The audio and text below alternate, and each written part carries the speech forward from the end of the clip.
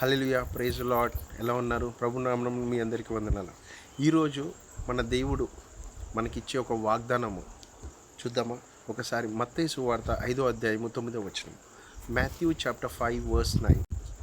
God blesses those who work for peace, for they will be called the children of God. సమాధానపరచువారు ధన్యులు, వారు దేవుని కుమారులు అనబడుదురు.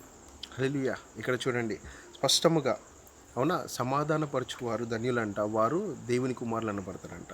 అవునా, ఎప్పుడైతే చూడండి మనము పీస్ కొరకు ఇక్కడ చూస్తే మనకి ఒక అథారిటీ ఇస్తున్నాడు. You will be called for be the children of God. అంటే దేవుడు నిన్ను ఆయన పిల్లలుగా, ఆయన చిల్డ్రన్గా. ఎందుకంటే ఒక రాజు పిల్లలకి, అవునా, ఏదైనా కొదువు ఉంటుందా? చూస్తే ఒక రాజు పిల్లలు ఎప్పుడైనా సైన్యముతో చేరుస్తారా? కాదు కదా.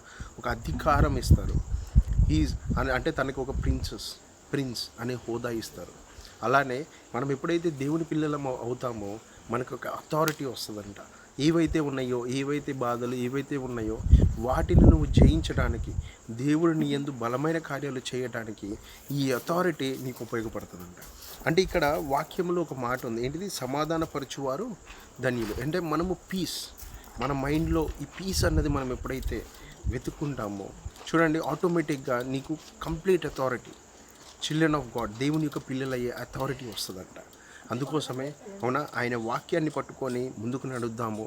దేవుడు మన యందు, అవునా, గొప్ప అథారిటీతో గొప్ప కార్యము చేయడానికి, గొప్ప ఉజ్జీవాన్ని తీసుకొని రావడానికి, మన యందు గొప్ప కార్యము చేయడానికి ఆయన ఇష్టంగా ఉన్నాడు. కాబట్టి ఆయన యందు నడుద్దాము, విశ్వాసముతో ఉందాము, అవునా, సమాధానంతో ముందుకెళ్దాము. దేవుడు మన యందు గొప్ప కార్యము చేయబోతున్నాడు. ఆమేన్.